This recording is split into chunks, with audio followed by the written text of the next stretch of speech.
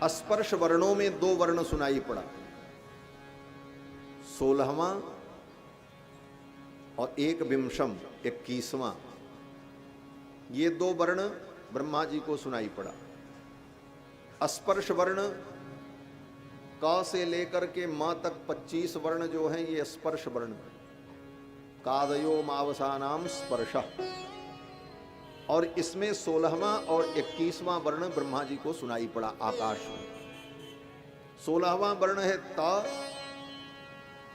और 21वां वर्ण है प। ये दोनों वर्ण सुनाई पड़े, त और प, और दोनों मिलकर के एक शब्द बना, तप। सृष्टि के प्रारंभ में ब्रह्मा जी को यही दो वर्ण सुनाई पड़ा, तप, ता और पा, 16वां और 21वां वर्ण। और कहां से सुनाई पड़ा? बोले आकाश से।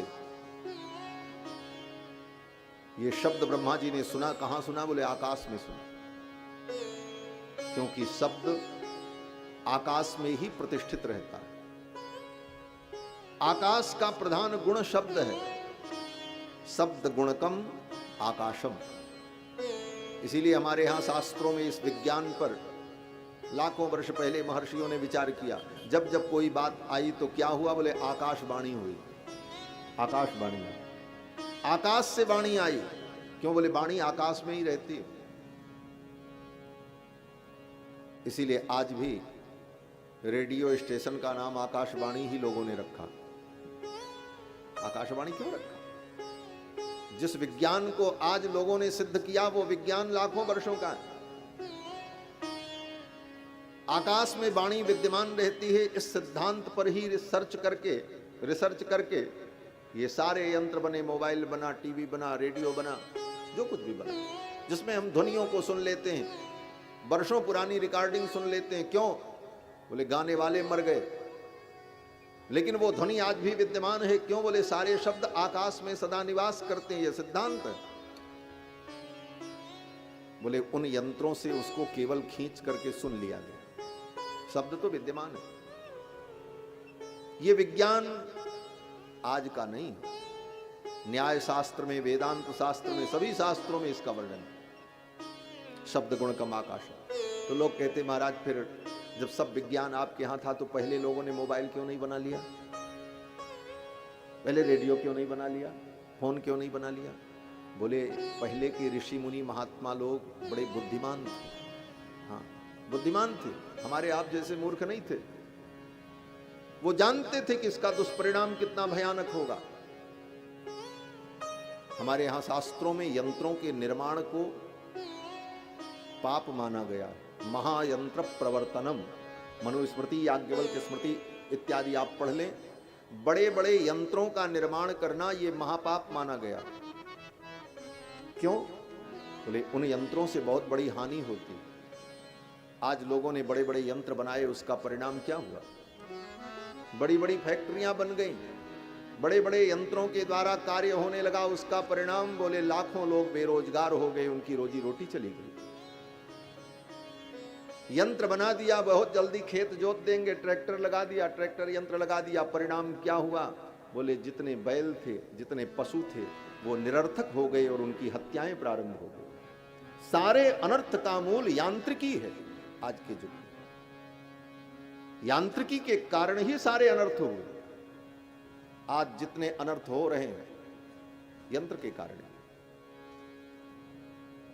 आज ऐसे ऐसे यंत्र बना दिए महाराज, एक बार उसमें 56 गोली भर लो और खटखट खटखट चला दो, 56 आदमी को मार डालो। यंत्र तो बहुत बढ़िया बनाया आपने, बड़ी बुद्धिमानी की, ऐसी शक्ति उसमें पैदा कर दी, लेकिन उसका परिणाम कितना भयानक। ऐसे कोई व्यक्ति की बुद्धि भ्रष्ट हो तो व्यक्ति किसी को मारना भी चाहे तो एक दो को मारेगा, तब तक 4 मिलकर के उसको पकड़ लेंगे। लेकिन आज जिसके पास वो यंत्र मिल जाए तो कितनों को मार डाले। सारे अनर्थ का मूल अगर समाज में कुछ है तो यंत्र है, यांत्रिक। ऋषियों ने इसको पाप माना है, इसीलिए इसका प्रवर्तन नहीं किया। नहीं तो यंत्र वो भी बना सकते थे, ऐसा नहीं था। जिसने इस विज्ञान के मूल को खोजा वो यंत्र नहीं बना सकता, बना सकता। लेकिन यंत्र निर्माण महापाप माना गया। आज जितने यंत्र बने उसके कारण ही समाज में बहुत बड़ी बेरोजगारी।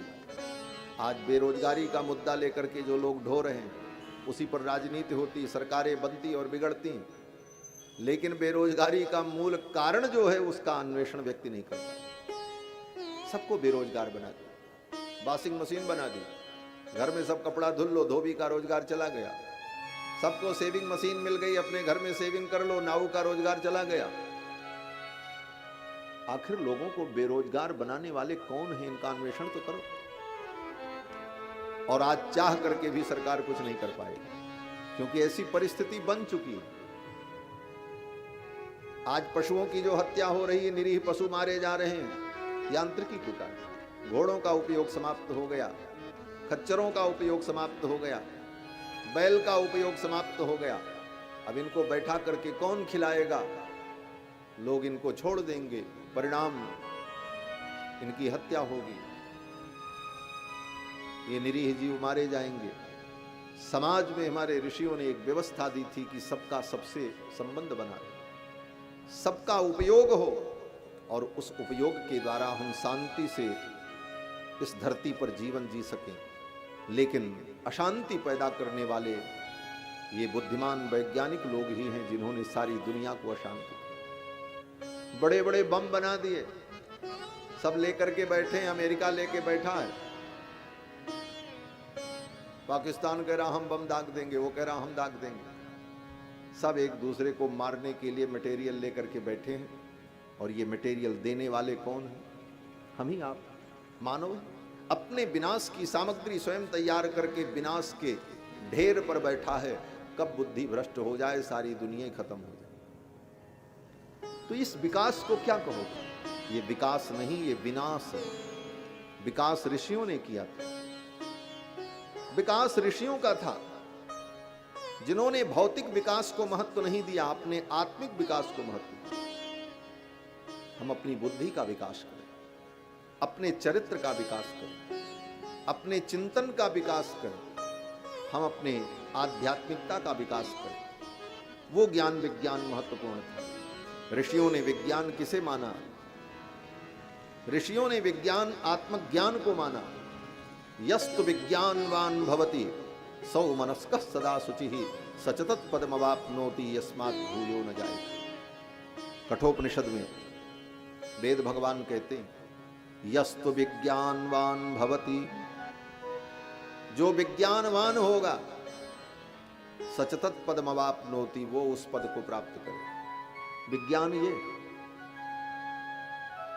विज्ञानेन यज्ञं तनुते, वेदों ने कहा। तो विज्ञान का मतलब विशिष्ट ज्ञान, परमात्मा का ज्ञान, सृष्टि के मूल कारण तत्व का ज्ञान, इसको विज्ञान माना हमारे ऋषियों ने। तो ब्रह्मा जी को 2 अक्षर सुनाई पड़ा, त और प, आकाश में। ब्रह्मा जी तप करने लगे।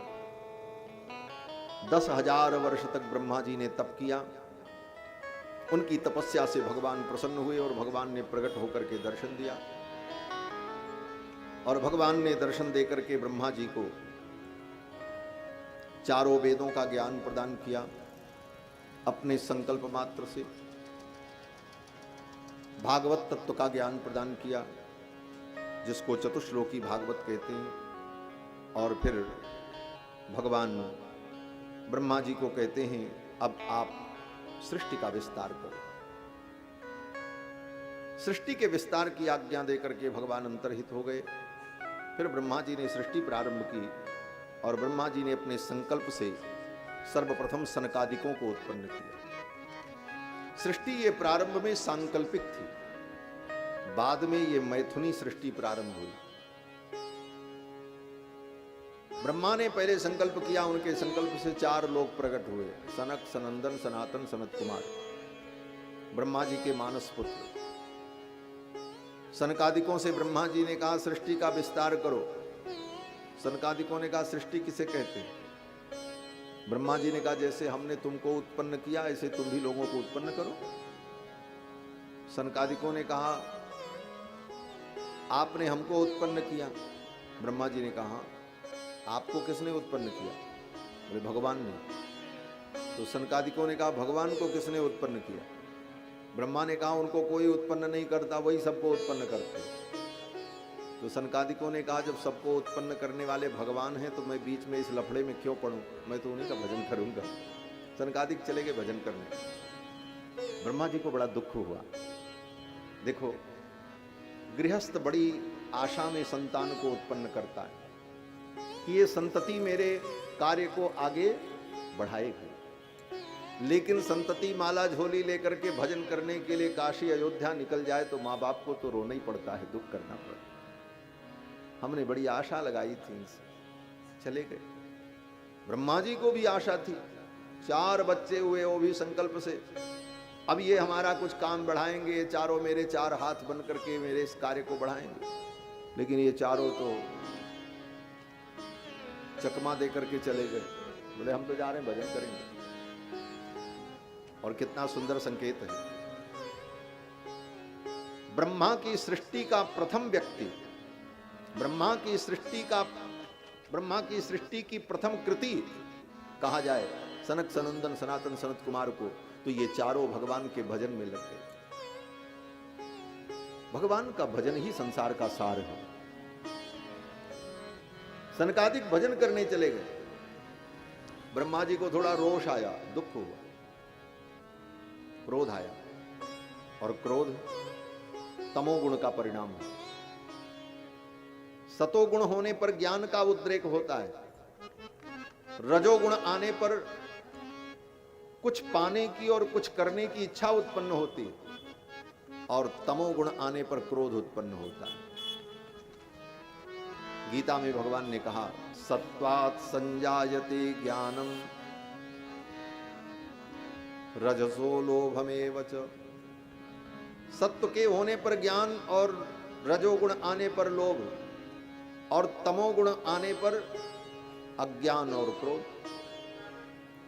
ब्रह्मा जी को थोड़ा क्रोध आया, तमोगुण बढ़ा, भ्रिकुटी टेढ़ी हो गई, और ब्रह्मा जी की भ्रिकुटी के मध्य से एक नीले रंग का, नील लोहित वर्ण का एक बालक प्रकट हुआ। नीले रंग का, गाढ़ा नीला, वो भी नीला कैसा, बोले नील लोहित। नीला रंग और लाल रंग दोनों को मिला दे तो जो रंग बनता है उस रंग का नील लोहित वर्ण। जैसे कभी कभी आपने देखा होगा, हाथ की उंगलियां, उंगली के नख कभी कहीं दब जाते हैं अचानक धोखे से, तो काले पड़ जाते हैं। तो वो रंग कैसा होता है, बोले पूरा काला भी नहीं होता और पूरा नीला भी नहीं होता, हल्का लाल रंग लिए हुए होता है। इसी को नील लोहित वर्ण कहा जाता है। नील लोहित वर्ण के बालक का प्रादुर्भाव हुआ और वो बालक जोर जोर से रोने लगा। जब जोर जोर से रोने लगा तो ब्रह्मा जी ने कहा तुम रो रहे हो इसलिए तुम्हारा नाम रुद्र होगा। रुदनात् रुद्रः, रो रहे हो इसलिए तुम्हारा नाम रुद्र होगा। वही भगवान रुद्र हैं, भगवान शंकर। तमोगुण के अधिष्ठाता रुद्र ने कहा मेरे लिए क्या आज्ञा है। ब्रह्मा जी ने कहा सृष्टि करो। ब्रह्मा जी का तो एक ही प्रोजेक्ट था, किसी प्रकार बढ़े सारा काम आए। ब्रह्मा जी ने कहा सृष्टि करो। रुद्र ने कहा ठीक है। भगवान रुद्र ने सृष्टि प्रारंभ की अपने संकल्प के द्वारा। भूत प्रेत पिशाच डाकिनी शाकिनी कूष्मांड बेताल मारीगण भैरवगण, अब महाराज उपद्रव का सारा खजाना पैदा कर दिया। ब्रह्मा जी ने कहा अलम अलम, बस बस, अब इससे ज्यादा नहीं। तो क्यों, आपने तो सृष्टि करने को कहा। ब्रह्मा जी ने कहा ये तो सब विनाश का मटेरियल तैयार कर दिया, इसकी अभी कोई जरूरत नहीं है। जब इसकी जरूरत होगी तब आपको बुलाया जाएगा। आप प्रलय के देवता हो, संहार के देवता हो। जब संहार करने की आवश्यकता होगी तब आपको बुलाया जाएगा। रुद्र ने कहा हम क्या करें। बोले जाओ तुम भी तपस्या करो। भगवान शंकर चल पड़े, जाकर के तप करने लगे, भगवान की आराधना करने लगे। और भगवान की आराधना करते करते उनका तमोगुण तिरोहित होने लगा और सत्वगुण उनका उद्रिक्त हो गया। उसका परिणाम, बोले उसका परिणाम ये हुआ कि उनका वर्ण जो नील लोहित वर्ण था, वो नील लोहित वर्ण धीरे धीरे समाप्त हो गया और भगवान शंकर कपूर के समान श्वेत धवल हो गए। इसीलिए स्तुति करते हैं तो कहते हैं कर्पूर गौरम करुणावतारम संसार सारम भुजगेंद्रहारम सदा वसंतम हृदयारविंदे भवम भवानी सहितम नमामि। भगवान रुद्र कर्पूर गौर वर्ण हो गए। सतोगुण रजोगुण तमोगुण ये तीनों सबके अंदर विद्यमान है भगवान को छोड़कर। बस भगवान तो त्रिगुणातीत हैं, लेकिन भगवान के अतिरिक्त चाहे ब्रह्मा हो, चाहे शंकर हो, चाहे इंद्र हो, चाहे वरुण हो, चाहे कुबेर हो, चाहे हम हो, चाहे आप, चाहे वेद हो, चाहे शास्त्र हो, सब में त्रिगुण विद्यमान है। इसीलिए गीता में भगवान ने कहा त्रैगुण्य विषया वेदा निस्त्रैगुण्यो भवार्जुन। अर्जुन, ये वेद शास्त्र भी त्रिगुणात्मक है। वेदों में शास्त्रों में भी त्रिगुण है, सतोगुण रजोगुण तमोगुण सबके अंदर विद्यमान। अब करना क्या है? बोले करना यही है कि साधना के द्वारा, सत्संग के द्वारा, अपनी क्रियाओं के द्वारा, अपने संस्कारों के द्वारा तमोगुण और रजोगुण को डाउन करना और सतोगुण को बढ़ाना। और जब सतोगुण बढ़ेगा, रजोगुण तमोगुण ये दोनों दबेंगे, तब सतोगुण के बढ़ने पर शुद्ध ज्ञान हमारे अंदर जागृत हो। सत्वात् संजायते ज्ञान। तब हम भगवान के स्वरूप को ठीक ठीक समझ पाएंगे। और जब सतोगुण बढ़ेगा और भगवान के स्वरूप का ठीक ठीक परिज्ञान होगा, भगवान की भक्ति होगी, भगवान की कृपा होगी, बोले तो भगवान की कृपा से एक दिन हम भी त्रिगुणातीत हो जाएंगे, तीनों गुण से उपरत हो जाएंगे। इसी का नाम मुक्ति। और ये हमको आपको करना पड़ेगा। इसीलिए शास्त्रों में सात्विक आचरण, सात्विक आहार, सात्विक विचार पर चिंतन किया गया। आहार भी सात्विक करो, सात्विक शास्त्रों का चिंतन करो, सात्विक वातावरण में रहो। इस प्रकार धीरे धीरे हम अपने सत्व को प्रकट करते हैं। जितना ही हम सात्विक होंगे उतना ही हमारा अंतःकरण शुद्ध होगा और हमारा ज्ञान दृढ़ होगा। इसीलिए खाने पर विचार करना चाहिए, कहाँ हम रहते हैं उस पर विचार करना चाहिए। सात्विक वातावरण, हम क्या पहनते हैं, क्या खाते हैं, सब पर विचार करें। यहां तक कि औषधियों का भी सेवन करें तो सात्विक औषधि का सेवन। लोग कहते हैं महाराज दवा में तो सब कुछ रहता है। बोले दवा के नाम पर कुछ भी खा लेना।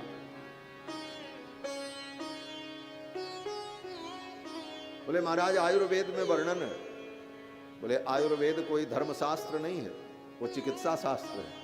चिकित्सा शास्त्र और धर्मशास्त्र में अंतर होता है। चिकित्सा शास्त्र जो होता है समस्त प्राणियों के लिए होता है,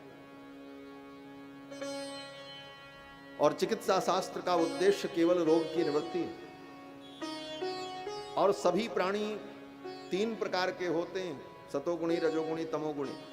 तो चिकित्सा शास्त्र तमोगुणी प्राणियों के लिए भी चिकित्सा बताता है। तो जो तमोगुणी प्राणी हैं वो तमोगुणी चिकित्सा करें, जो सतोगुणी हैं वो सतोगुणी चिकित्सा करें। सब प्रकार की चिकित्सा, और सबका विकल्प है।